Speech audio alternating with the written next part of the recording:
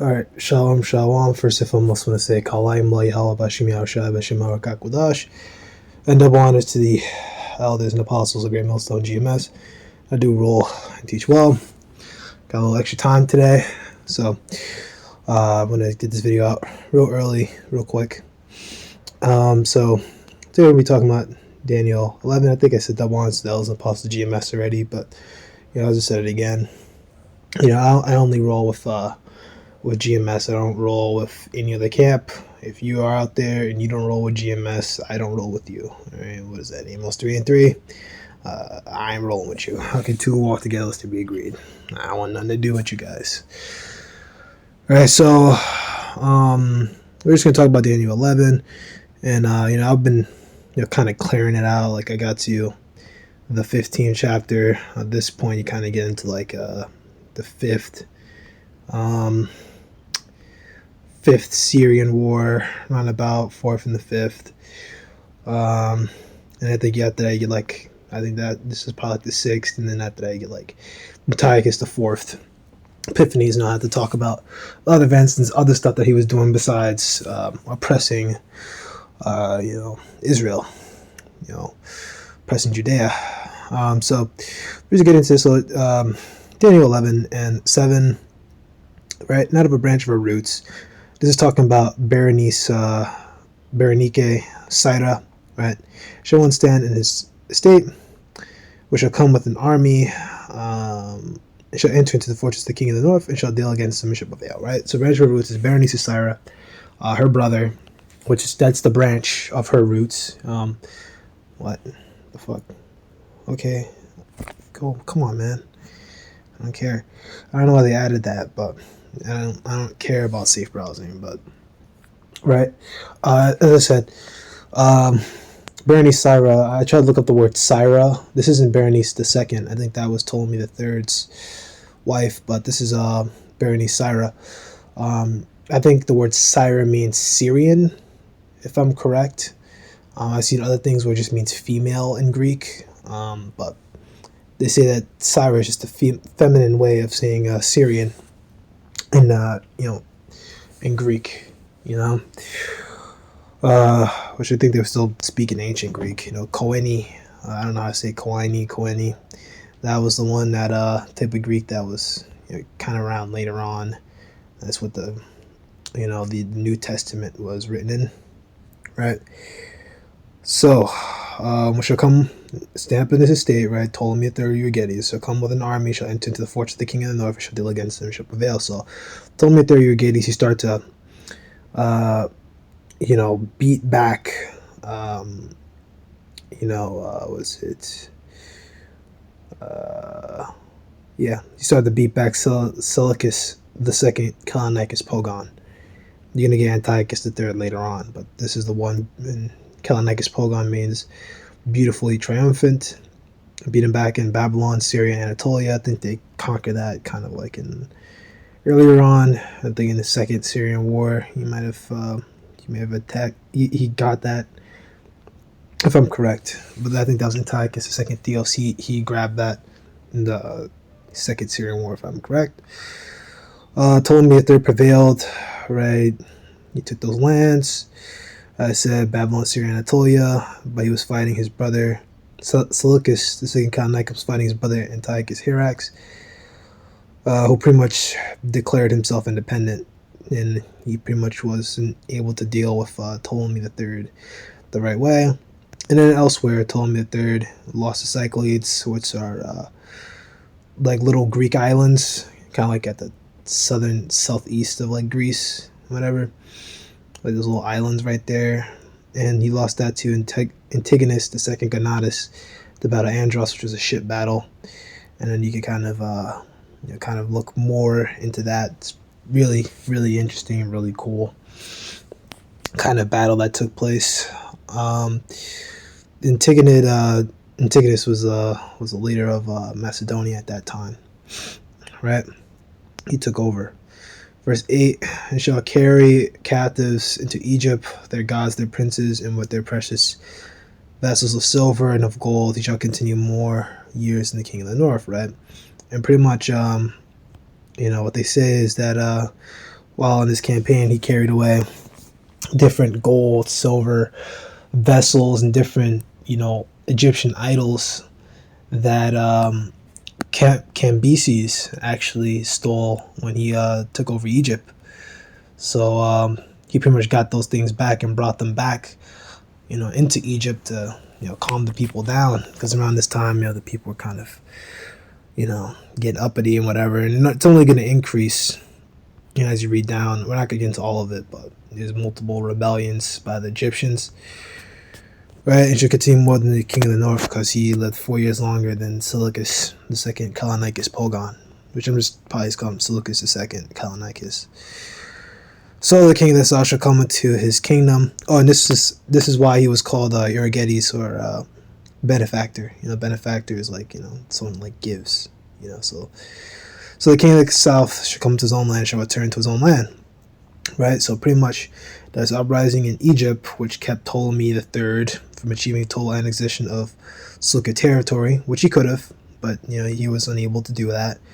The native Egyptians revolted because the Nile River failed to flood, this is something that happens every year. It floods and grows, and the water piles up, and it'll bring the rich silt from volcanic uplands, so from further upfield, and bring them down into the Egyptian fields, which caused famine, and they could also not keep up with the heavy taxes. Right. Later on in scriptures, in Daniel 11, I'll talk about how the robbers of thy people shall establish division. I think we don't really know exactly what happened. When you go to that word robber, it could be thief, murder.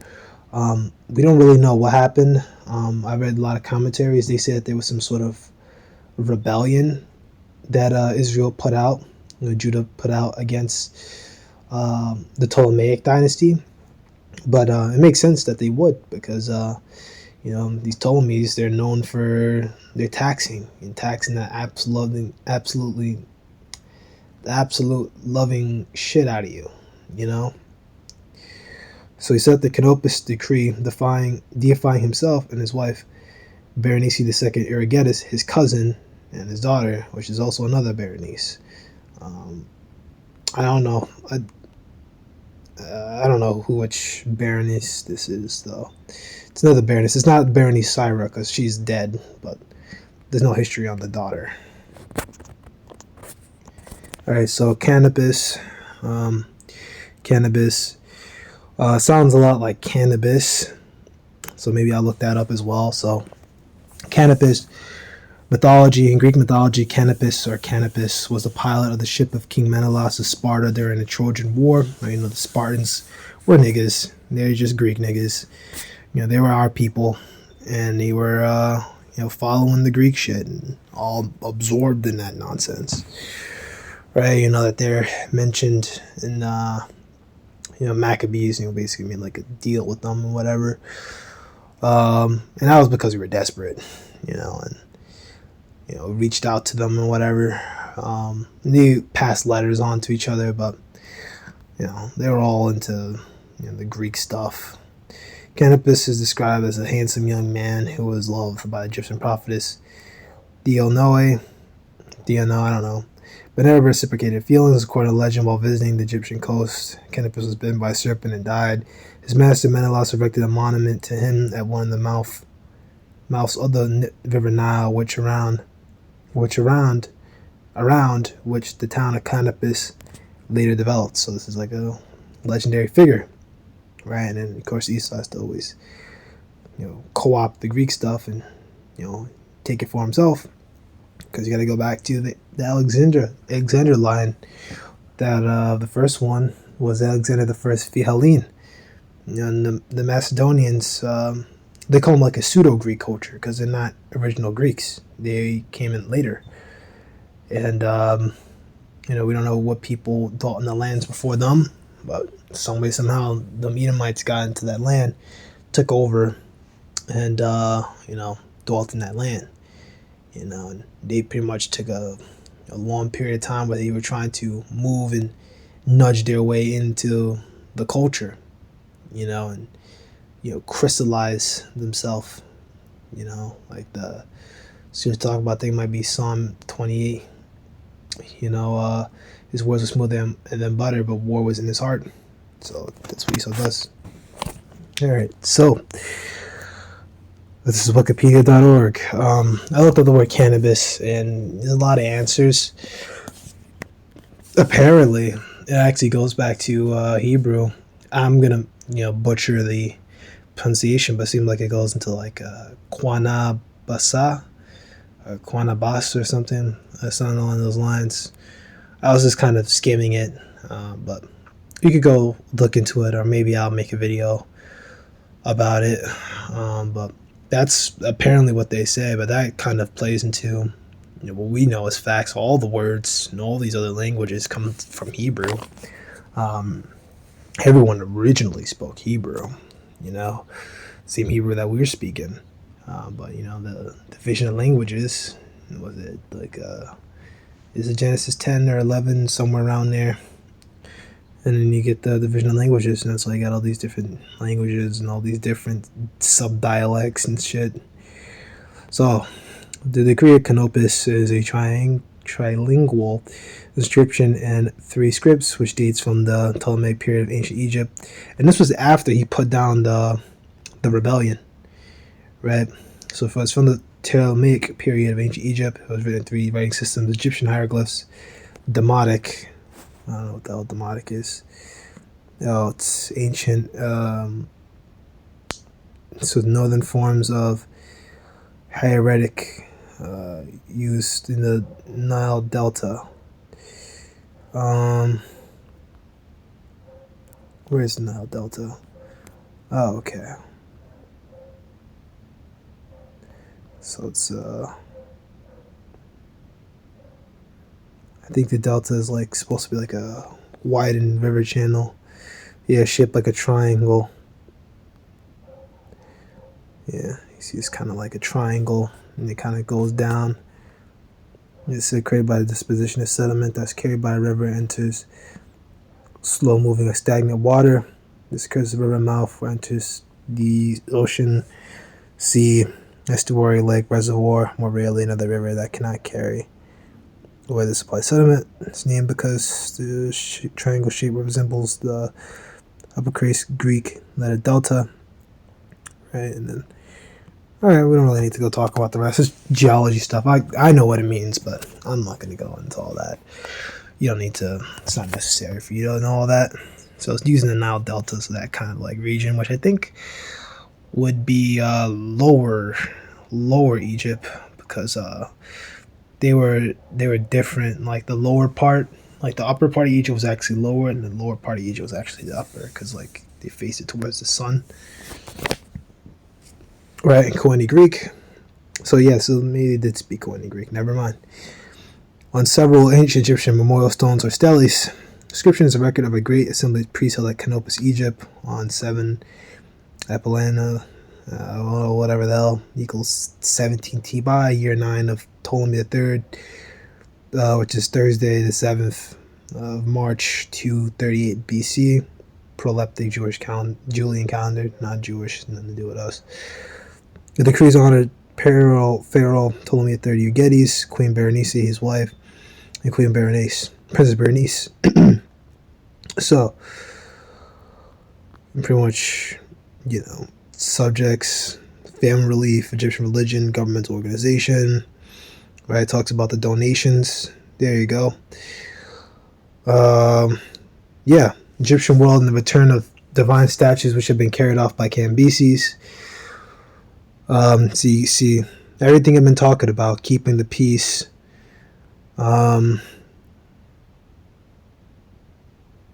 Yeah, and then pretty much talks about lowering taxes. And pretty much they made themselves to be gods, essentially. Right? No, they didn't make themselves to be gods. They were, calling themselves gods. Yeah, that's the book of 2 Thessalonians 2 and 3. Let no man deceive you by any means, for that they shall not come, except they come with following warp. Fuck! Let no man deceive you by any means, for that day shall not come except there cometh falling away first, and that man of sin be revealed, the son of perdition, right? And this is Esau. And the following verse is 70 AD, right? If you want to talk about slavery, you got to go into like Joel 3 and 1, like right about there. Who, not just slavery of the so-called Negro, there's also slavery of the Native American as well. They were also put on ships and moved around too, believe it or not. They were also put on ships. So verse 4, who poseth and exalteth himself above all that is called God, and or that is worship, so that he as God sits in the temple of God, showing himself that he is God, right? And that's what he does. He exalts himself, above all that is called God, so that, he himself can profess himself to be a God. And Esau's always had that, that spirit on him, the wicked spirit on him, like Habakkuk 2 and 4. I believe when it talks about the temple of God, I believe that's referring to how they're in the land of Israel today. But don't quote me on that, because I could be dead wrong. I thought I remembered hearing that, but I'll look into it myself on my own time. And you look into it too. Brothers have done breakdowns of it. I just didn't write it down in my King James for some reason. Yeah, this is a book of Ezekiel 28.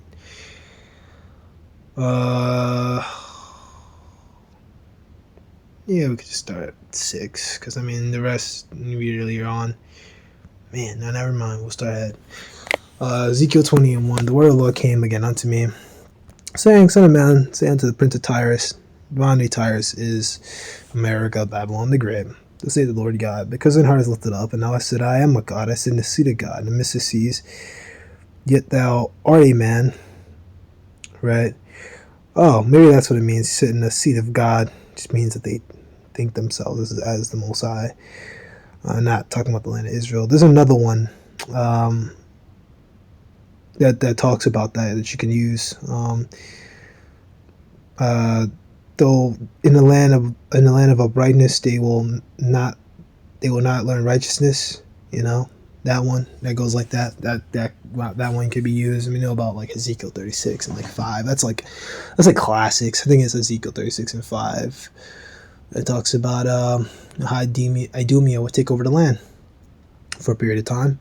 And you got to go into like Revelation 20 and like a whole bunch of scriptures, and then you got to go into the history, and then by the time you get into all that stuff, you're looking at a possibly 30-minute, 40-minute video right there, or an hour. If you really, really dig, and you can get a lot more precepts than just what I just mentioned. You could get like Amalek, First of the Nations, and you could really go in. You go into like all kinds of different precepts, man. You're looking at like an hour and a half. If you even go into Esther, and then you go into the editions of Esther, then you really start to put two and two together. You can really do a lot. So Prince of Tyrus now refers to Esau. He's the new Prince of Tyrus on the spiritual level. Tyre was known for trading ships, just like Babylon. America, in the midst of the seas, America has the Atlantic and Pacific Ocean surrounding it. So this is the new Tyre. It's the place of concourse. Go, thou rising Daniel, there's no secret that they can hide from thee. Right? And they're wise in Daniel on a physical sense, not a spiritual sense. Spiritual sense, they're like retarded. They're not spiritual at all. Even these Edomite Christians, they all believe in voting, even though the law tells us not to vote for a foreign king. They're all into voting and stuff like that. They don't know anything, man. With thy wisdom, with thy understanding, thou hast gotten thee riches, and hast gotten gold, silver into thy treasures. By thy great wisdom and thy traffic, thou hast increased thy riches, and thy heart is lifted up because of thy riches and traffic. Just pretty much just means business, and you go into a trade, business, right? I don't need to talk about everything. I'm not going to stop and talk about every little detail. Like, America's big on trade. I'm not going to sit here and like go through like every little thing that America trades and deals in. Like, that's a video you can do on your own, or you can look it up for yourself. You can just see it. If you spent any length of time here in America, that. Therefore, thus saith the Lord God, because thou said in itself, that heart as the heart of God, therefore I'll bring strangers upon thee. So the nations Typical nation that should draw swords against the beauty of thy wisdom, and they should follow thy brightness. Right, so nations are gonna draw out their swords to ICBMs and bring them down to here. And that's pretty much it. Actually, no. Verse 8: Thou shalt bring thee down to the pit, into the grave, and thou shalt die deaths of them that are slain in the mystices. But they'll say before him that slayeth thee, I am a god, but thou shalt be a man, and no god, in the hand of him that slayeth thee. Right, thou shalt die the death of the circumcised by the hand of strangers, for I have spoken it, saith the Lord God. Right, so they gonna die. These are the nations that have come down, and destroy this place and defile the brightness of their beauty.